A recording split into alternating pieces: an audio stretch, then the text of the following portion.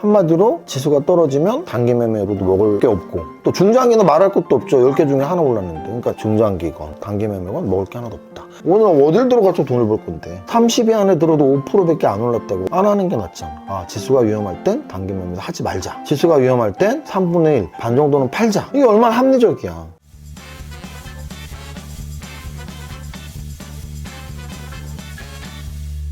대표님, 연정씨? 오늘 시장 어떤가요? 뭐 이미 다 아시겠지만 오늘 꽤 많이 빠졌습니다. 여러분들이 그래도 제가 주식을 한 25년 했고, 그래도 여러분들보단 주식을 오래 하기도 했고 잘하기도 하고, 그래서 뭐 수익률 대에서도 우승도 하고, 또는 뭐 5% 지분 공시로 뭐 한 200억 가까운 지분 공시도 하고, 책도 5권이나 쓰고, 갖가지 그래도 여러분들보다 경험이나 지식이 좀 더 많잖아요, 주식에 관해서. 근데 이제 제가 11월 초부터 또는 11월 한 20 며칠부터 계속 똑같은 말씀을 하고 있습니다. 무슨 뜻이냐면, 우리 9월, 10월장은 굉장히 좋았고요. 특히 10월장은 26년 만에 한 번 오는 한 달에 20%가 오른 장이에요. 그러면 9월 달도 오르고, 10월 달 20% 오르고, 또 11월 달도 오르고, 12월 달도 오르고, 내년 1월도 오르고. 그럼 우리는 다 좋죠. 에브리바디 행복해. 하지만 그런 주식시장은 없다라는 거예요. 그래서 제가 계속 구슬을 뺀 거를 다시 넣는 확률이냐, 안 넣는 확률이냐인데, 이건 다시 안 넣는 확률이야.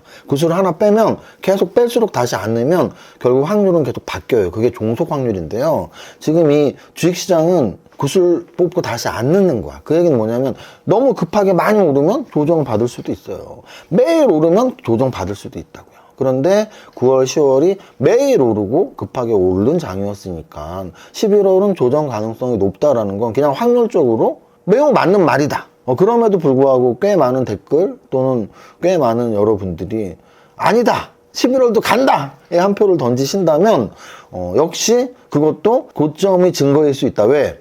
일반 투자자 여러분들이 탐욕이 생기고 있는 거거든요. 무슨 뜻이냐면, 여러분들 4월 달에 2,300일 때, 또는 5월 달에 2,500일 때, 또 2,600일 때, 2,700일 때, 또는 3,300자가 신고가만 뚫으면 4,000 간다고 했을 그 3,300대, 그렇게 공격적으로 안 사셨거든요. 그때는 설마 막 이러더니 4,000 와서야 왜 공격적으로 사시냐고요. 3,000에선 공격적으로 안 사고 4,000에서 공격적으로 사는 건 그렇게 합리적인 건 아니죠. 그래서 약간 일반 투자자 중에 탐욕이 생기신 분들이 있구나. 왜? 원래 주식시장에서 우리가 다스려야 할 심리가 두 가지거든요. 공포와 탐욕. 근데 2,500일 때는 굉장히 공포를 갖고 있었고 4,000이 되니까 탐욕이 생기는구나. 그럼 우리는 탐욕을 다스려야 되니까 지금은 욕심을 낼 단계가 아니구나. 이런 결론을 내드리는 거고요. 자, 그러면 지금 장은 어떤 장인데, 저는 팩트만 말씀드리잖아. 뭐라 그랬죠? 박스권이라 그랬죠. 어떻게 박스권? 3,900과 4,200의 박스권. 3,900과 4,200의 중간이 어디예요? 4,050. 그럼 4,050을 넘어서 4,200에 가까워질수록 박스 고점에서 얻어맞나 보다. 그런데 고점을 뚫을 수도 있어. 또는 4,050에서 더 내려가서 3,900에 가까워지면 박스 저점에서 반등 주겠지. 그런데 저점을 깰 수도 있어. 그럼 박스가 영원한가요? 아니요. 결국은 언젠가는 박스의 고점을 뚫거나 박스의 저점을 깬단 말이에요. 우리 이제 그거를 예측해야 되는 거야.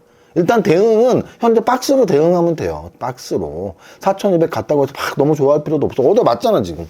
또 3,900 간다고 막 싫어할 필요도 없어. 반동 줬잖아 계속. 그러면 3,900, 4,200 박스권인데 그건 대응. 자, 근데 예측은 어떻게 해야 돼요? 영원한 박스는 없으니까 4,200을 뚫던지 3,900을 깨던지. 근데 저는 6대4로 3,900을 깨고 내려가는 확률이 좀 더 높다라고 말씀을 드리는 거예요. 자, 지금 오늘 3,953, 이제 3,900에 더 가까워졌죠. 약간 깨면 어떡하지 3,900을? 이런 약간 걱정스러운 눈빛으로 지수를 봐야 되고, 그래서 계속 11월 달은 여러분들이 물량을, 비율을 높이는 달이 아니고 줄여서, 제가 퍼센트까지 말해줬잖아요. 최하 3분의 1에서 절반은 파는 게 맞는 달이다. 풀 매수를 하고 있었다면 이렇게 말씀을 드립니다.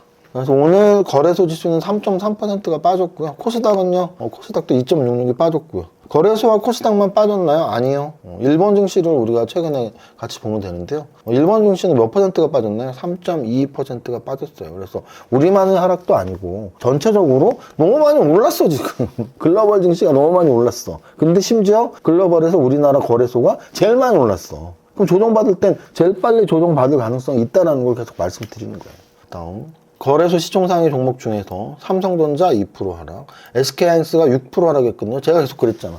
SK하이닉스가 지금 시총 2위예요. 2위. 400조가 넘어요. 400조가. 그런데 400조가 넘는 SK하이닉스가 8% 올랐다가 8% 떨어졌다가 5% 올랐다가 5% 떨어졌다가는 이렇게 움직이는 건 정상이다 아니다. 안정상이라고.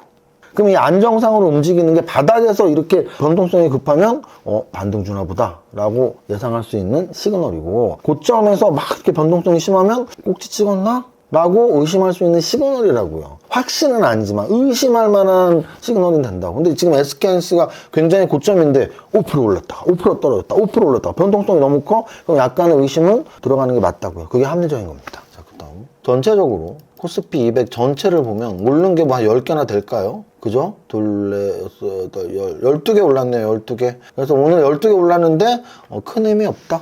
그러면 190개 떨어졌잖아. 그러면 그냥 거의 다 떨어졌다. 이렇게 보시면 돼요. 오늘 같은 날은 그래서 탑다운이 중요한 거야. 탑다운상 지수가 3% 떨어졌다고? 그럼 뭐 볼 게 뭐가 있어? 다 떨어진 거지.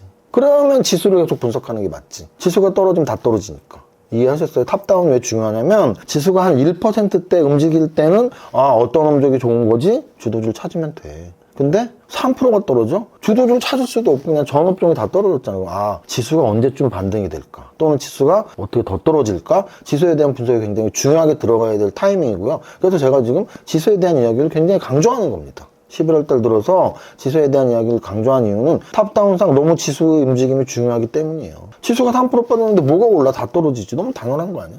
자, 그 다음 거래대금 상위 종목 보겠습니다. 거래대금 상위 종목에서 SK하이닉스의 거래대금이 삼성전자보다 계속 많다 그랬죠. 왜? 변동성이 크니까 단타족들이 다 들어가 있다고. 근데 SK하이닉스 오늘 떨어지는 변동성 6% 하락, 삼성전자 2% 하락. 더 핑크퐁이 그거 아니에요? 핑크퐁? 상어 만든 데 아니야? 상어 아니야? 상어. 장관. 연정 씨 지금 잠깐 졸았던 거 아닙니까? 눈을 살짝 감았는데 오늘 좀 졸리나요? 이거 자를 거지?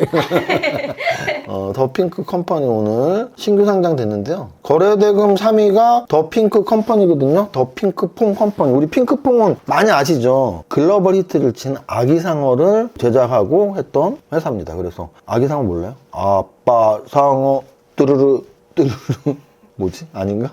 어떻게 하는 거야? 엄마 상어 뚜루루 죄송합니다. 그래서 어쨌든 아기상어는 굉장히 오래전부터 히트를 쳤던 그 핑크퐁이 맞습니다. 핑크퐁 컴퍼니 오늘 신규 상장. 자, 그 다음에 그린광학 어제 신규 상장 종목. 그 다음에 두산에너빌리티, 카카오, 알테오젠 대단하네요. 알테오젠 오늘 또 양선 나왔습니다. 근데 어쨌든 거래대금 상위에도 대부분이 떨어졌죠. 그러니까 오늘은 분석 의미가 없어. 시가총액 상위도 대부분이 떨어졌고요. 거래대금 상위도 대부분이 떨어졌습니다. 등락현황을 볼까요? 거래소 등락현황 80개 오르고 800개가 떨어졌어요. 10개 중에 하나 오르고 10개 떨어졌어요. 코스닥은요 200개 오르고 1400개 떨어졌어. 1개 오르고 7개 떨어졌어요. 그래서 여러분들이 10개를 갖고 있었다면 1개, 운 좋으면 2개 올랐고요. 나머지 8개 떨어졌다. 상승률 상위 한번 볼게요. 상승률 상위. 탑 30 상승률이 몇 등이냐면 몇 퍼센트냐면 5%. 2000 종목 중에 2500 종목 중에 30위 안에 드는 2000 종목 중에 30이면 1000 종목 중에 15등이고요. 100 종목 중에 1.5등이야. 100 종목 중에 1.5등이면 서울대 갈 등수예요. 서울대 가는 게 얼마나 어려워요. 근데 서울대 갈 등수야. 100명 중에 1.5등. 자, 그러면은 그렇게 어려운 퍼센트인데 5%? 하루에 한마디로 지수가 떨어지면 단기 매매로도 먹을 게 없고, 또 중장기는 말할 것도 없죠. 10개 중에 하나 올랐는데. 그러니까 중장기건 단기 매매건 먹을 게 하나도 없다. 그래서 제가 일요일날 단기 매매 때 뭐라 그랬어요? 제가 오늘 단기 매매를 하지만 지수 설명을 많이 해드릴게요. 왜? 지수가 떨어지면 단기 매매도 매일 실패하거든요. 기억하시나요? 단기 매매 하셨던 분들? 제 방송을 듣고 그러면 당분간 단기 매매 좀 드려야겠다 라고 생각하신 분들은 돈 버신 거죠. 오늘 어딜 들어가서 돈을 벌 건데 30위 안에 들어도 5%밖에 안 올랐다고 어딜 들어가서 돈을 벌어? 안 하는 게 낫잖아. 지수가 위험할 땐 단기 매매 하지 말자. 지수가 위험할 땐 내가 풀매수 갖고 있었는데 3분의 1, 반 정도는 팔자. 이게 얼마나 합리적이야. 합리적으로 생각해야 돼요, 주식은. 그래서 오늘 시가총액 상위나 거래대금 상위나 상승률 30위나 뭐 크게 볼 게 없고요. 상승률 30위에서 눈에 띄는 종목이 있니? 일단은 제약바이오가 그나마 아직도 많이 끼어 있고, 영업무역 며칠 연속 좀 상승하고 있고요. ISC 상승하고 있고, 그 정도만 눈에 띕니다. 그래서 오늘은 사실은 분석을 하지 마라라는 말씀을 드리고 싶지 않고, 평소처럼 분석을 하되, 분석해서 건질 건 없고, 야, 진짜 지수가 중요하구나. 지수가 3% 빠지니까 그냥 다 박살 나는구나. 이것만 아시면 돼요. 그래서 지수 분석이 중요한 시기가 있다. 지금은 종목 분석, 업종 분석보다 지수 분석이 훨씬 중요하다. 지수 분석에서 두 가지 핵심, 9월, 10월보다 11월에는 음선의 개수가 많아지고 있어요. 변동성이 커지고 있어요. 그리고 개인들이 사고 외국인 기관이 팔고 있어요. 이 모든 시그널들이 안 좋은 시그널. 그럼 팩트로만 보면 3,900, 4,200 박스, 중심축 4,050. 대응으로 보면 3,900에 가까워지면 저길 깨면 어떡하지? 4,200에 가까워지면 저거 뚫으면 좋겠다. 근데 지금 오늘 지수는 3,900에 가까워진 지수니까 3,900 깨면 어떡하지 하는 약간 보수적인 마인드로 시장을 봐야 된다는 것까지 말씀을 드립니다. 연정씨 오늘 노래 어떤 분위기인지 알지? 말 안 해도 알지? 네. 자, 시작! 나는 10년 안에 100억 부자 될 거야. 화이팅!